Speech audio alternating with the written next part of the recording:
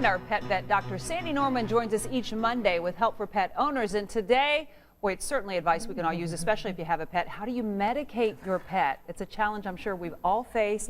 Sandy, thanks so much, first of all, for being here. This is a great topic because dogs or cats, boy, it's not easy to give them the medication they need. No, it isn't. And they don't make medication for pets. We do, some of our veterinary clinics do, but medication was really developed for people, for kids, and we tried to use kid medication. It was flavored for kids, didn't work for cats and stuff. So it's something to be aware of, because when you go to the veterinarian and they give you medication, whether it's for an ear infection or an eye infection or it's a pill or it's something that you have to give all the time, the pet really needs that medication. So you can't just like give up and say, no, I'm not going to do it, because the condition will come back and then you end up spending more money on medication or more treatment. So it's a great idea to figure out how to do it right the first time and keep from having to keep going back and trying something else. I know in my experience with dogs, and especially if you're giving them something orally, they always find a way to either eat around the food if you put it in their food, or to choke it back up, or to, and it's pretty soon you know they're playing with it on the floor or it's gone completely. So what's the best way to make sure that they're getting the medicine that they need? Okay, so there's a couple things. One is always when you get it,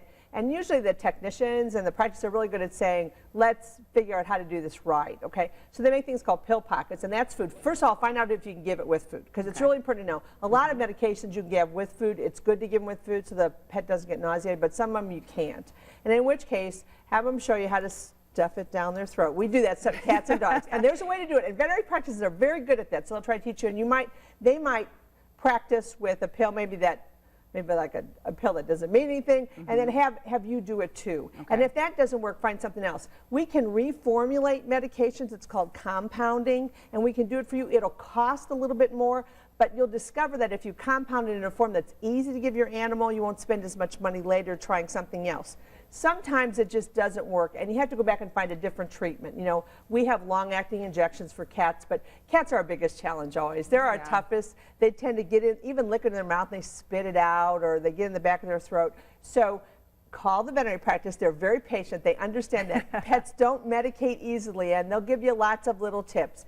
At some point, you may have to say, you know, this pill isn't working, can we go to liquid? And sometimes that can happen. Or chronic medications like hyperthyroid cats can have gel that you put on your ear and the skin. So there's different things you can do. We all have to be creative. We all have to be patient.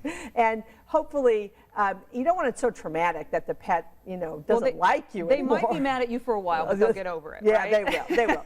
So talk to your veterinarian about the best way to do it, so that way you successfully treat your pet and they get over the condition and they're not so upset with you. And that can all happen if everybody wants to do it. Okay, so tell us a little bit about this little guy, little Coconut. Isn't he cute? This is Coconut. He's one of our three-legged friends, and people always say, do the animals do well on three legs? They do very well on three legs. So this is Coconut. It's a pit bull mix. It's about 4 years old. Isn't she sweet? Aww. Spayed, and she's a baby Baltimore Society in Indianapolis. Came to visit us early this morning and really has a great face. And like I said, three-legged animals do great in your home.